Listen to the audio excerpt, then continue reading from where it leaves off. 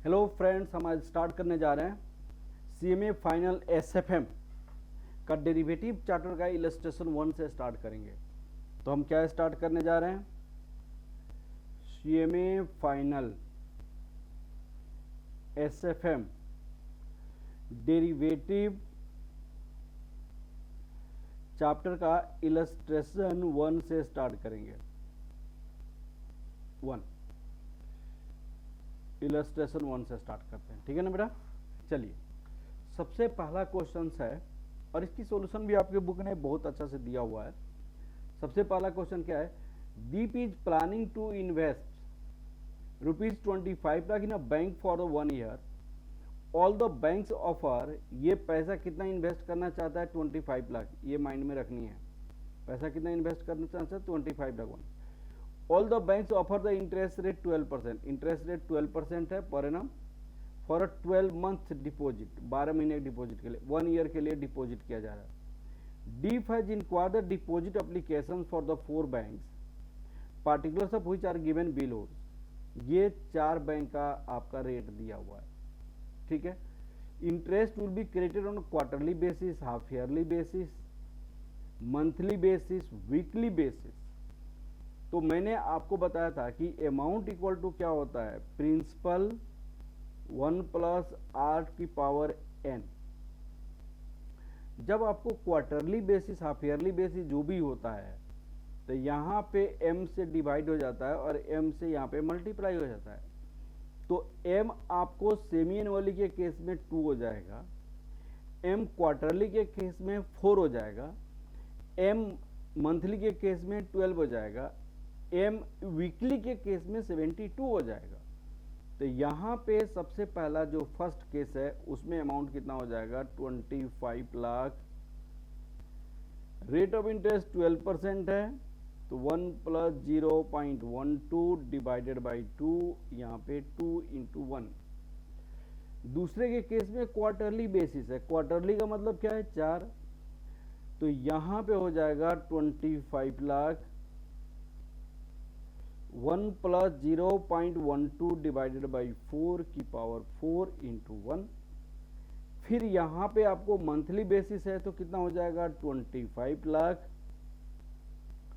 1 + 0.12 की पावर 12 × 1। यहाँ पे वीकली बेसिस है तो 52 हो जाएगा यहाँ पे। तो यहाँ 25 लाख 1 + 0.12 की पावर 52 × 1। अब इसकी कैलकुलेशन करेंगे और कैलकुलेशन करके वैल्यूज निकालेंगे, ठीक है ना। तो ये तो फर्स्ट पार्ट का आंसर हो गया। If deep carries every extra rupee which bank will have prefer, what should be the maximum offer should be this. तो ये वाला मैक्सिमम ऑफर हो जाएगा, वो वाला बैंक कौन सा होगा? पी बैंक होगा। पी बैंक मैक्सिमम देगा। क्यों? क्योंकि ये आपको 52 टाइम्स क्वार्टरली हो रही है साल में, ये 12 टाइम्स क्वार्टरली हो रही है, ये 4 टाइम्स क्वार्टरली हो रही है, ये 2 टाइम्स क्वार्टरली हो रही है। तो ऑफ कोर्स पी वाले का आंसर क्या होगा? मैक्सिमम होगा। P will be the maximum, ठीक है। अब देखिएगा, अब क्वेश्चन है if bank M agrees, M का मतलब ये है, ठीक है। Discount extra which bank prefer, what should be the minimum rate for. तो ये पार्ट यहां तक के लिए पी आंसर है। अब ये वाला क्वेश्चन स्टडी करते हैं। What should be the minimum rate of bank N should offer to attract the deep discount. Minimum rate आपको क्या होना चाहिए एन के केस में जो कि डिप डिस्काउंट का ऑफर करेगा? तो कम से कम तो आपको पी के बराबर तो होना ही चाहिए, ठीक है ना। तो उसके लिए अमाउंट निकालना पड़ेगा, ठीक है ना बेटा। क्या मिनिमम अमाउंट एन के लिए होना चाहिए, ठीक है ना। उन्होंने कहा what should be minimum rate, rate क्या होना चाहिए? Should be offer to attract the deep discount bond. यहाँ पे उनको डिपॉजिट का ये एन के केस में क्या रेट है? एन वाला क्या है? क्वार्टरली कंपाउंडेड में है ना। तो क्वार्टरली कंपाउंडेड में जो इंटरेस्ट मिला है वो आपको बराबर होना चाहिए। तो उसके लिए हम क्या करते हैं, जैसे मान लिया जाए यहाँ पे 52 है तो यहाँ से अमाउंट कितना है वो निकाल लेंगे, जैसे आपके बुक ने बनाया हुआ है।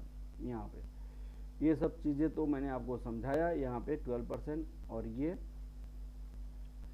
अब आपको देखिए हाफ ईयरली के केस में 2 हो जाएगा, अमाउंट इतना हो जाएगा। क्वार्टरली केस में आपको इतना अमाउंट हो जाएगा। मंथली के केस में इतना अमाउंट हो जाएगा। और आपको वीकली के केस में 28,18,250 हो जाएगा। D P will be the as offer the maximum return that well P को एक्सेप्ट करेंगे, ठीक है।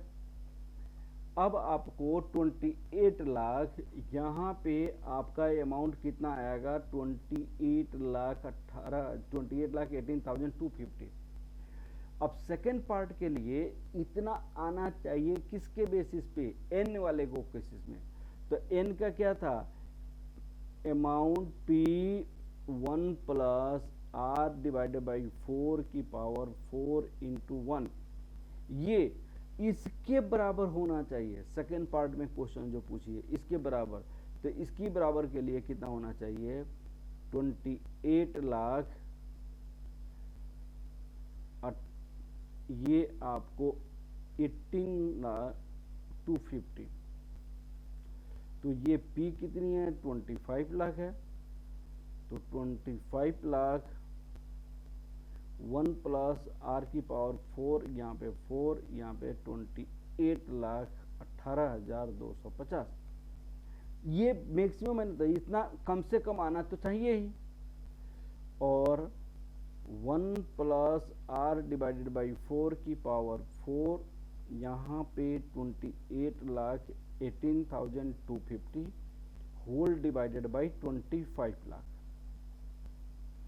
अब आपको ये कितना आ जाएगा 28,18,250 डिवाइड 25 लाख, आपको हो जाएगा 1.1273। और 1 प्लस आर की 4 1.1273 की पावर 1/4 हो जाएगा यहाँ पे, ठीक है। तो 1/4 अगर मान लिया जाए, यहाँ पे 16 है और 16 की पावर 1/4 है, तो हम कैसे लिख सकते हैं 16 की पावर 1/2 इसकी पावर 1/2, तो ये इसके इक्वल है। तो ये कितना हो जाएगा, 2 बार रूट लोगे तो आपका ये 2 आंसर हो जाएगा। इसका एक दूसरा भी तरीका है जो मैंने क्लास में बताया होगा, ठीक है ना।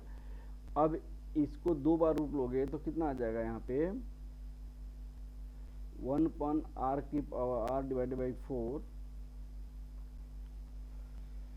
रूट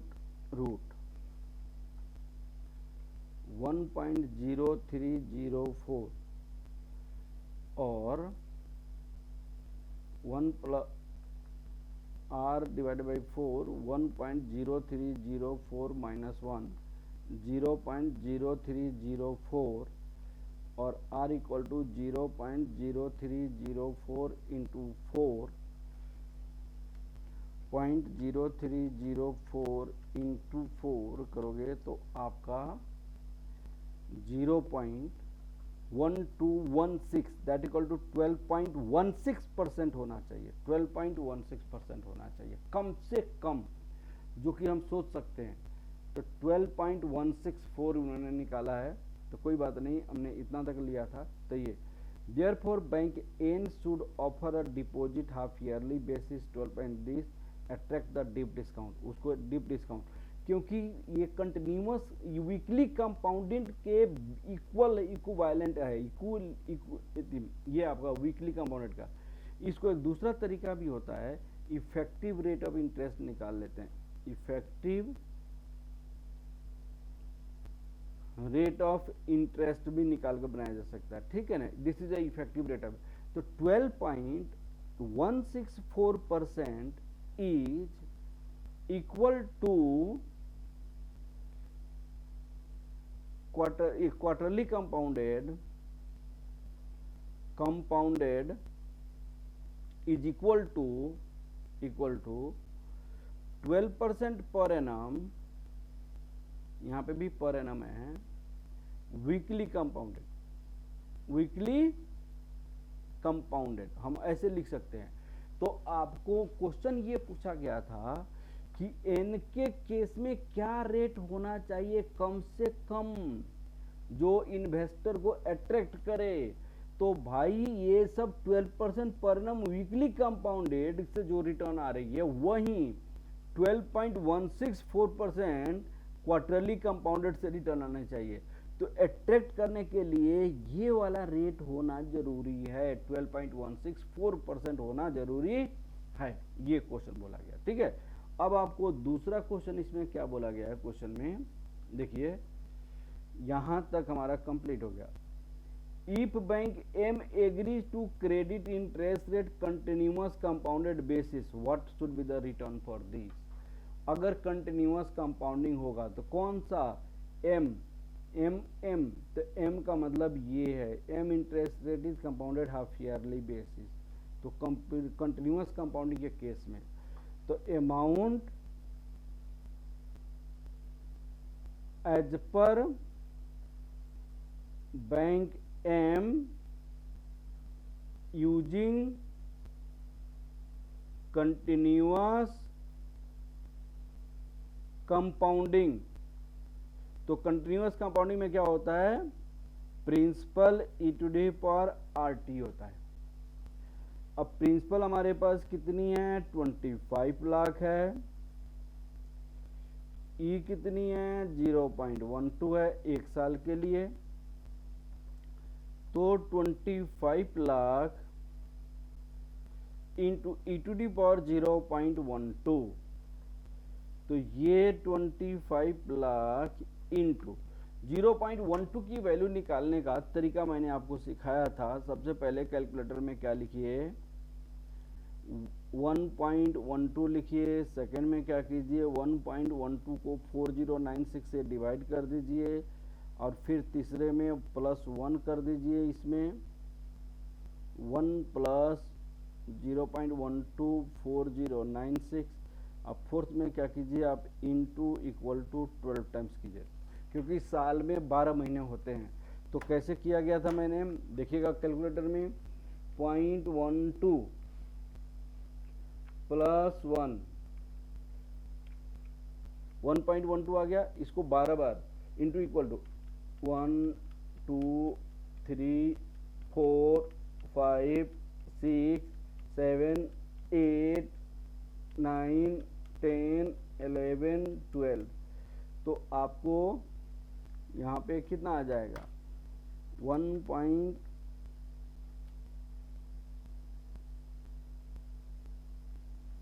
ये मैंने 1 को बाद में ऐड करनी है, यहाँ पे ऐसा नहीं, मैं आपको नेक्स्ट पेज में दिखाता हूँ। सबसे पहले क्या करना पड़ेगा, अपनी कैलकुलेटर में 12 डिवाइडेड बाई 4096 प्लस 1 करेंगे पहला, ये सेकेंड स्टेप में इनटू इक्वल टू 12 टाइम्स करेंगे।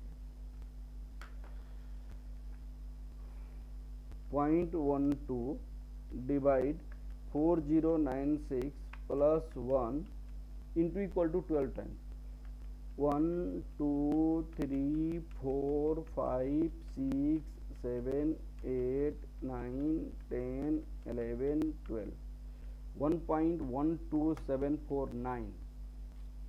तो यहाँ पे हो जाएगा ई टू डी पावर 0.12 का मतलब 1.12749 ये हो जाएगा।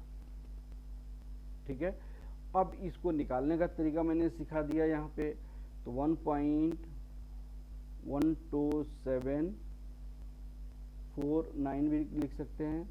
तो इसका आंसर कितना हो जाएगा आपको 25 लाख इंटू 1.12749, तो आपका हो जाएगा ये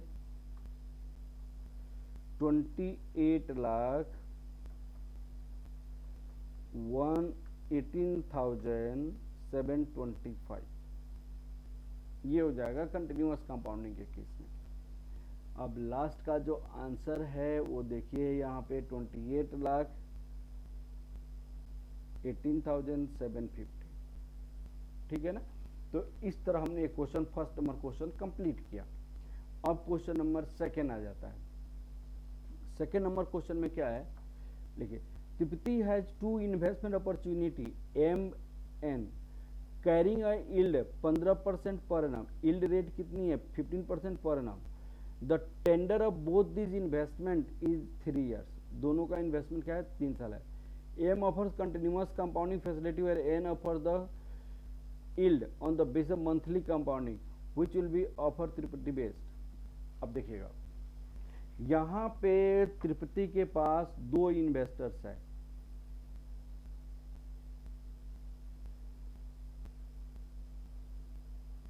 त्रिपुटी, एक आपको ऑफर एम है और दूसरा एन है। ये आपकी कंटिन्यूअस कंपाउंडिंग है,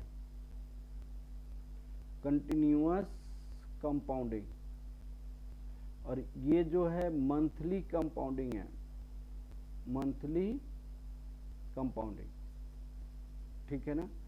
continuous compounding facility comes 180 this deposit chargeable if the rate what is be this. तो अमाउंट यहाँ पे नहीं दिया हुआ है, तो अमाउंट आपकी बुक ने कितना लेकर बनाया हुआ है 20 लाख बनाया हुआ है, यहाँ पे 20 लाख अमाउंट लेकर बनाया हुआ है इन्होंने। Tripti has a investment opportunity M and N carrying a yield 15%, the tenor of both this investment is 3 years, दोनों का 3 साल का है। M offer continuous compounding where N offers monthly compounding which will offer the Tirupati of if. अब देखिएगा, यहाँ पे principal उन्होंने मान के चला है 20 लाख, क्योंकि क्वेश्चन में नहीं दिया हुआ है।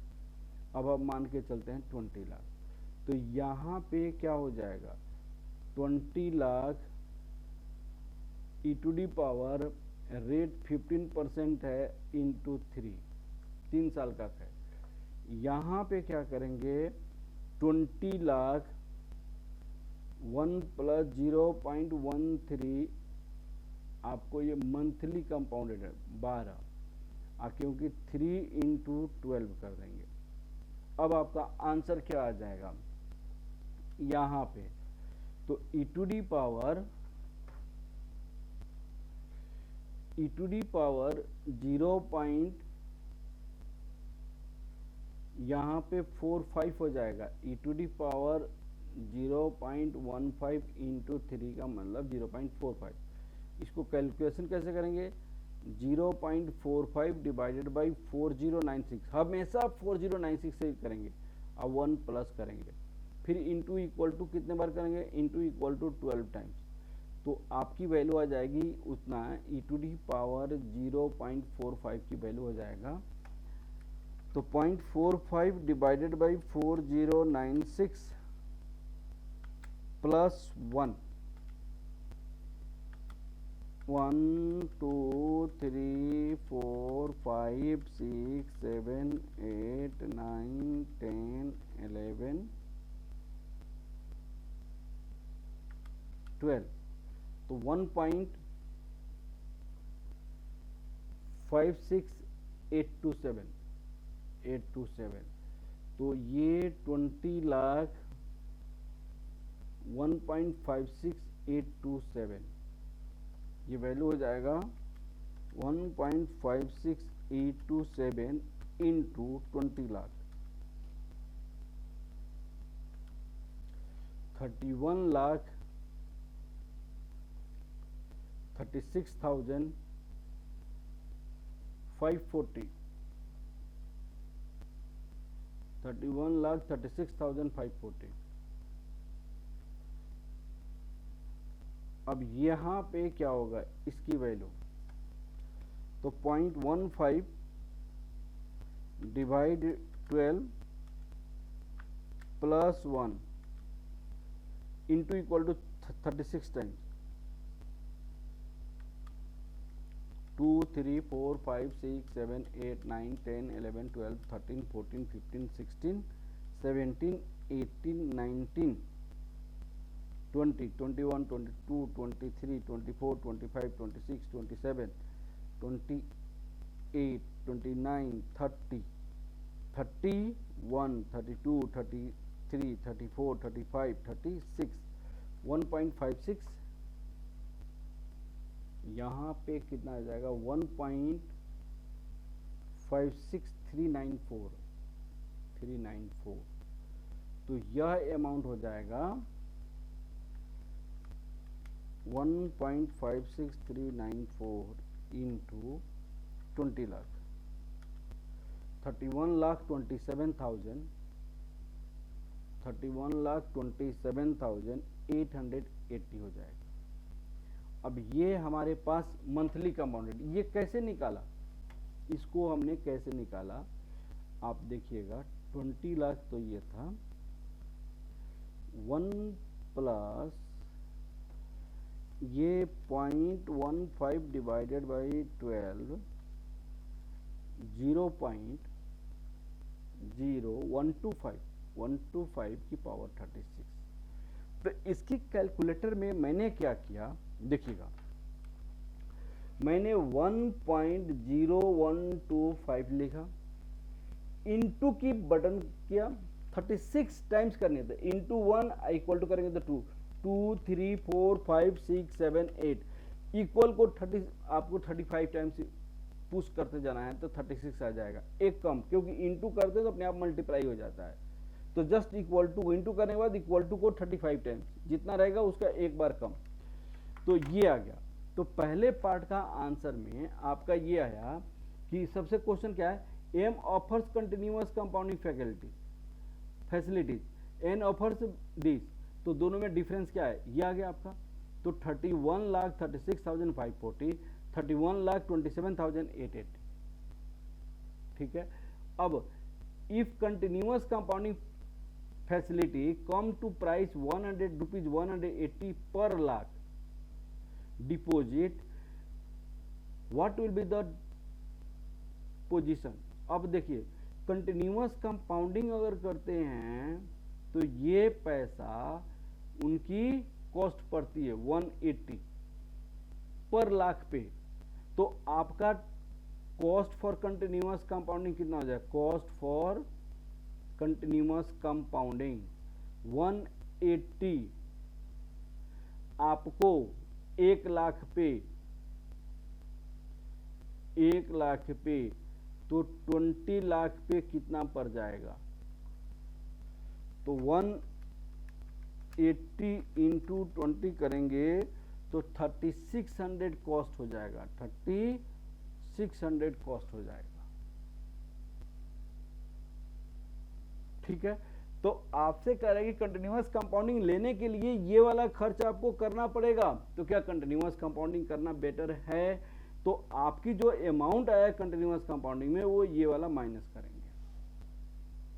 अब फिर देखेंगे, पहले आंसर चेक करते हैं, हमारी जो कैलकुलेशन है तो 31,36,000 कंटिन्यूअस 600 हमने कितना निकाला है 31,36,000, ठीक है। 540 वो थोड़ा सा फ्रैक्शन कम लेने से आया है, 1.5683 लिया है मैंने, यहाँ पे आया है 1.56827 ले लिया है, इसीलिए फर्क आ गया थोड़ा सा, फ्रैक्शन यहाँ पे 27 लिया है, यहाँ पे 3 कर दिया है। और यह सिंपल कंपाउंड में क्या गया 31,27,888, 31,27,880, ठीक है। अब आपको यहाँ पे ये कॉस्ट बियर करके कंटिन्यूअस कंपाउंडिंग एडेप्ट करने के मतलब बेटर होगा कि नहीं, तो इसका आंसर क्या हो सकता है, इसका आंसर क्या हो सकता है, प्लीज आप देखिए, आप इसका आंसर यहां से हम इसका आंसर देखेंगे, अमाउंट रिसीव्ड आफ्टर कॉस्ट, हमने कंटिन्यूअस कंपाउंडिंग में कितना किया 31,36,540 माइनस 3600 कम करेंगे तो कितना हो जाएगा, आप देखिएगा 31,36,540, तो 31,32,940। अभी भी आपको कंटिन्यूअस कंपाउंडिंग बेटर है, still continuous compounding is better, क्यों, अभी 3600 कॉस्ट देने के बावजूद भी एक 180 कॉस्ट लगता है 1 लाख पे, तो 20 लाख पे कितना कॉस्ट 36 लाख कंटिन्यूअस कंपाउंडिंग की कॉस्ट देने के बावजूद भी हमारे पास प्रॉफिट ज्यादा आ रहा है, हमारे पास अमाउंट ज्यादा आ रहा है, इसीलिए कंटिन्यूअस कंपाउंडिंग वो कंटिन्यू करेंगे। अब सुनिएगा, फिर उन्होंने क्या बोला, एट व्हाट प्राइस, क्या बोला, at what price will the Tripti will indifferent to continuous compounding facilities and monthly compounding। क्या आपको कंटिन्यूअस कंपाउंडिंग का यहां पे लेने से पर लाख क्या प्राइस होना चाहिए, पर लाख क्या प्राइस होना चाहिए, आपको क्या प्राइस होना चाहिए ताकि वो दोनों में डिफरेंट है, तो दोनों की अमाउंट सेम कर दो और उसमें से माइनस कर दो। फॉर इन डिफरेंट लेवल क्या होना चाहिए, for indifferent level amount as per monthly compounded is equal to amount as per continuous compounded. लेकिन कंटिन्यूअस कंपाउंडेड में ज्यादा आता है तो कुछ माइनस कर दो इसमें से, वो कॉस्ट लगना चाहिए। तो यहां पे कितना आया है 31,27,880, 31,27,880। यहां पे अमाउंट कितना आया है 31,36,540,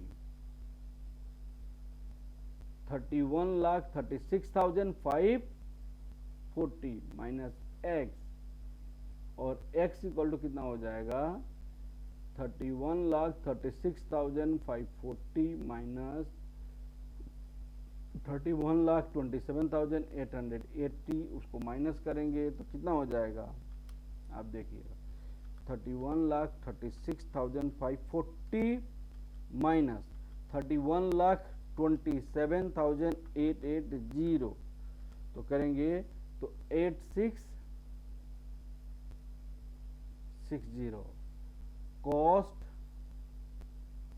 पर लैक्स कितना हो जाएगा, तो आपको 20 लाख की कॉस्ट कितनी है 8660, 1 लाख की कॉस्ट कितना हो जाएगा, तो ये लैक्स तो कैंसिल हो जाएगा, डिवाइडेड बाई 20 रुपीज 433 पर लाख होना चाहिए। इंडिफरेंस के लिए, इंडिफरेंट पॉइंट के लिए क्या होना चाहिए 433 पर लाख कॉस्ट लगना चाहिए। इंडिफरेंट का मतलब दोनों से अमाउंट आपको सेम लगे। कंटिन्यूअस कंपाउंडिंग एडॉप्ट करेंगे तो पर लाख डिपॉजिट का इतना पैसा आपको एक्स्ट्रा कॉस्ट लगना चाहिए, तब इंडिफरेंट होगा, वह आपको यहां पे बताई गई होगी।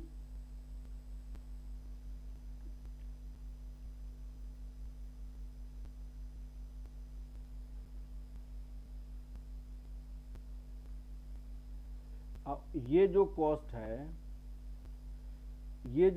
है वो आपको कितने दिनों के लिए है, ये जो कॉस्ट है वो 3 साल के लिए है, फॉर 1 ईयर के लिए भी निकालना पड़ेगा। अब यहाँ पे उन्होंने कहा तो 3 साल के लिए कॉस्ट ये हो गया, तो ये हो जाएगा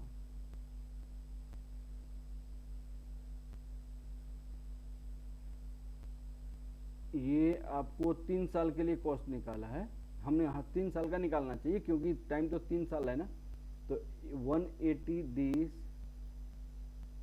तो ये आपका 3 साल करेंगे क्योंकि अमाउंट 3 साल का है तो 3 साल का करेंगे, मिस्टेक हो गया है। अगर हमने एक 80 कॉस्ट दिया पर लाख पे तो 20 लाख पे कितना कॉस्ट देंगे, ये तो 1 साल का होगा, 3 साल के लिए ये आपको 3 साल के लिए कितना हो जाएगा 10 लाख 80 इतना हो जाएगा। तो यह माइनस करेंगे अगर कंटिन्यूअस कंपाउंडिंग अमाउंट से, कॉस्ट लग गया कंटिन्यूअस कंपाउंडिंग एडॉप्ट करने के कारण, ये कॉस्ट लगा क्यों, कंटिन्यूअस कंपाउंडिंग एडॉप्ट करने के कारण। तो आपका ये अमाउंट 31,25,800 आ गया, लेकिन इसमें 27 लाख है, तो बेटर कौन सा है, ये वाला बेटर है।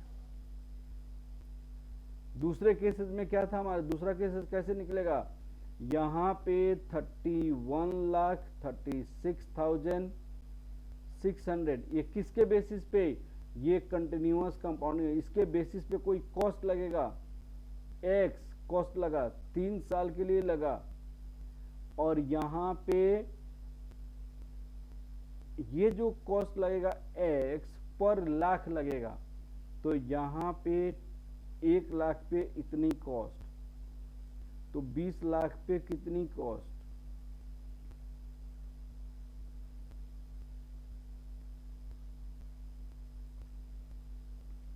तो 31,27,888, तो ये आपको इसे कट जाएगा, तो ये आपको 60x equal to 31,36,600 minus 31,27,888 minus करेंगे तो कितना आ जाएगा, 31,36,600 माइनस 31,27,888, तो कितना आ जाएगा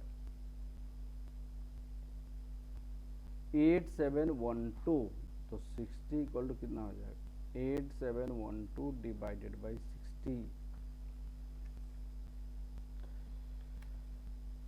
60 तो 145.20 रुपीज 145.20 पर लाख पर एनम, एक साल में 145.20 पर लाख पर एनम लगना चाहिए कॉस्ट, एक साल का कॉस्ट 1 लाख पे कंटिन्यूअस कंपाउंडिंग अडॉप्ट करने के कारण। तब क्या होगा, चाहे आप कंटिन्यूअस कंपाउंडिंग अडॉप्ट करें चाहे आप मंथली कंपाउंडिंग अडॉप्ट करें, कोई फर्क नहीं पड़ेगा, यह क्वेश्चन है, तो ये यहाँ पे बताई गई है, ठीक है, ये वाला कॉस्ट होगा, ठीक है। तो ये क्वेश्चन नंबर 2 हमारा कंप्लीट होगा। अब क्वेश्चन नंबर 3 देखते हैं, क्वेश्चन नंबर 3 देखिएगा please.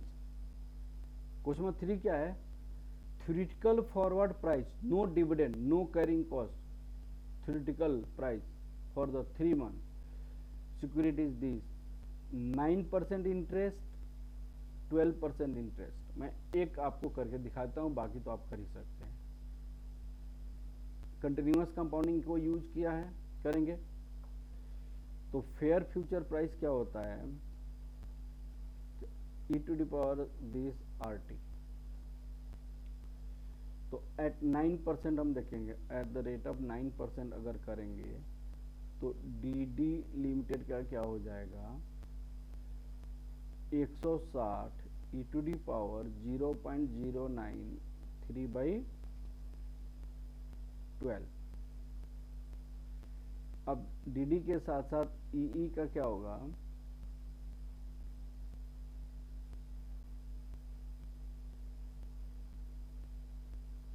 $2600 e to the power 0.09 into 3/12। अब F लिमिटेड का क्या होगा 600 e टू दी पावर 0.09 3/12, क्योंकि 3 महीने टाइम है। अब यहाँ पे क्या लिखेंगे 160 इंटू, इसकी वैल्यू निकालेंगे 0.09 into 3 divide 12 divide 4096 plus 1 into equal to 12 पर करेंगे 1 2 3 4 5 6 7 8 9 10 11 12, तो 1 पॉइंट यहाँ पे हो जाएगा 1.02 257 2600 1.02257 600 इंटू 1.02257 यह आंसर आपको मल्टीप्लाई करने के बाद आएगा यहाँ पे 1.02257 इंटू 160 163.61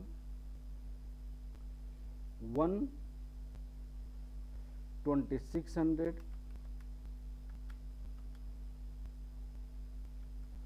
265 8.682 और यहाँ पे 600 इंटू 613.542 ये आपका 12% से हो गया 9% से। अब आपको एट द रेट ऑफ हम ले लेंगे कितना परसेंट 12%। मान लो हम 3 मंथ का निकाल लेंगे तो कितना होगा at the rate of 12% for 3 month. तो फेयर फ्यूचर प्राइस कितना हो जाएगा yes 0 e to the power RT e to the power 0.123/12 आपका अल्टीमेटली कितना हो जाएगा DD limited 160 into 03 E limited कितना हो जाएगा 2600 into E to the power 0.03 फिर FF लिमिटेड कितना हो जाएगा 600 into E to the power 0.03।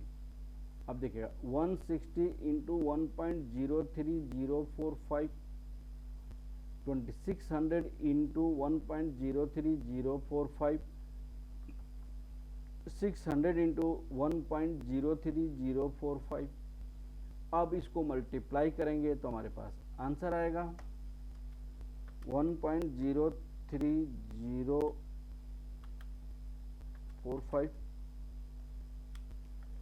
Into 160 164.872 2600 2679.17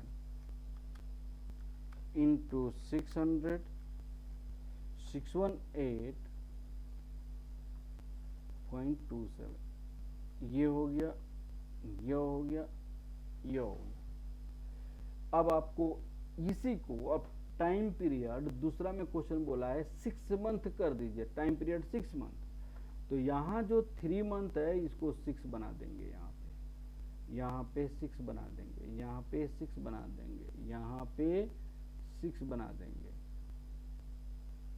तो ये 6 हो जाएगा 6 हो जाएगा 6 हो जाएगा। अब बना लीजिएगा आप वैल्यू तो निकालनी है आंसर चेक कीजिएगा। पहले के केस में 161 163 164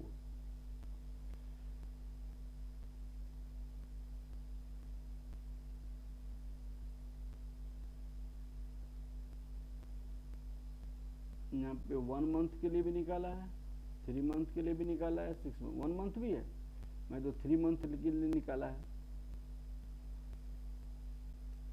ये DD लिमिटेड तो 164 को और इसको कंपेयर कीजिएगा तो पहले केस में 163.64 163 पॉइंट ये सही है 164.87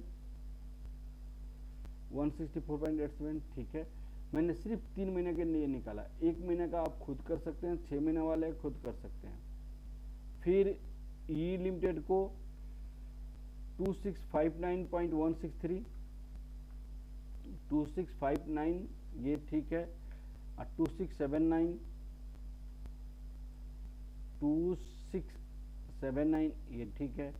फिर आपको इसका 613.653 618.27। तो मैंने सिर्फ 3 मंथ वाला निकाला है। यहाँ पे आपको 1 मंथ का भी केस दिया, 1 मंथ के लिए भी निकालनी है और 6 मंथ के लिए भी निकालनी है। बुक ने निकाला हुआ है, आप निकाल सकते हैं, ठीक है ना बेटा। अब क्वेश्चन हम स्टार्ट करते हैं। क्वेश्चन नंबर 4, क्वेश्चन नंबर 4 देखिए।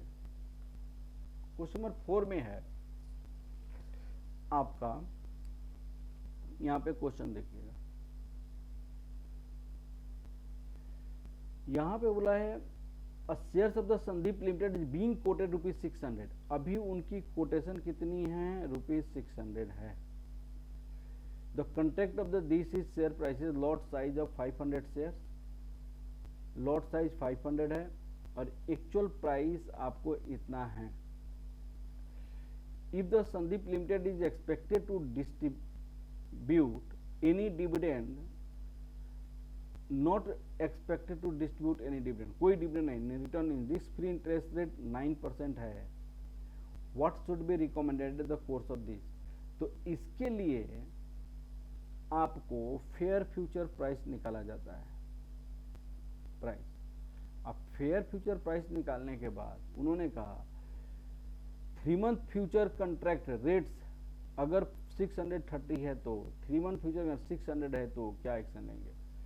तो यहाँ पे अगर रेट आपको 636 हो जाए, यहाँ पे रेट आपको 600 हो जाए तो क्या एक्शन लेंगे वो निकालनी। रिस्क फ्री इंटरेस्ट रेट आपको रेट कितनी है? 9% पर एनम है और टाइम पीरियड कितनी है? 3 मंथ का है। तो सबसे पहले फेयर फ्यूचर प्राइस निकालेंगे। तो working note first, calculation of fair future price. तो fair future price S0 into e⁻RT होता है। तो फेयर फ्यूचर प्राइस में आपको 600 इंटू, अभी की प्राइस कितनी है? 600 है, e⁻0.09 डिवाइडेड बाई 3 days। तो 600 इंटू e⁻, यहाँ पे वैल्यू मैंने निकाला था क्वेश्चन में, ये इतना 2257, 0.0225 600 इंटू यहाँ पे 1.02257 इतना आ जाएगा आपको।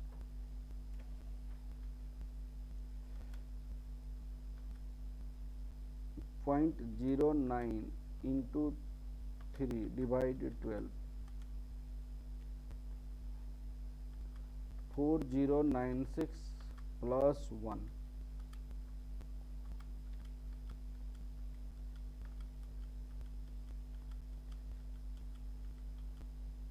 नौ 10 11 12 2275 है यहाँ पे 2275। तो 600 इंटू 1.02275, तो 600 इंटू 1.02275 613.65 613.65। तो यहाँ पे लिखेंगे 613.65। अब आपको यहाँ पे होगा decision table.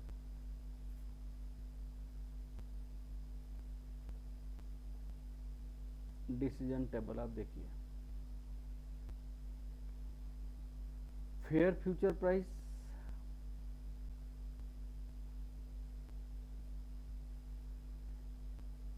Actual price, actual future price, यहाँ पे वैल्यूएशन होता है, यहाँ पे स्पॉट एक्शन होता है, यहाँ पे फ्यूचर एक्शन होता है,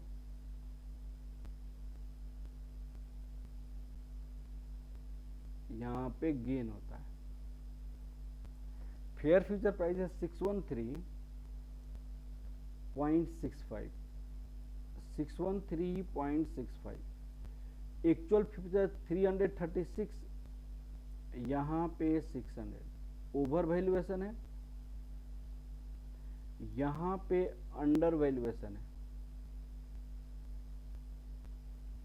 यहाँ पे ओवर वैल्यूएशन है और अंडर वैल्यूएशन है। ओवर वैल्यूएशन के केस में स्पॉट पे बाई करते हैं, फ्यूचर में सेल करते हैं। तो 636 माइनस 613.65 ये गेन हो जाएगा। यहाँ पे सेल करते हैं, फ्यूचर में बाई करते हैं, फ्यूचर में बाई। क्लासेस में मैं बहुत अच्छे से एक्सप्लेन किया होगा क्यों सेल क्यों बाई, क्या लॉजिक है। अब यहाँ पे क्या हो जाएगा, 613.65 माइनस 600 करोगे तो कितना हो जाएगा, यहाँ पे 13.6। तो इस तरह गेन निकाल सकते हैं, इस तरह हम प्रॉफिट एंड लॉस निकाल सकते हैं। ठीक है ना बेटा। तो ये 4 तक क्वेश्चन हुआ। अब आपको यहाँ पे 613.653, यहाँ पे मैंने क्या निकाला 613.65, ठीक है। और एक्शन में क्या है, स्पॉट पे buy at spot, sell in future. Sell में स्पॉट, बाई इन फ्यूचर, ये दोनों केसेस मैंने समझाया यहाँ पे। ठीक है ना बेटा।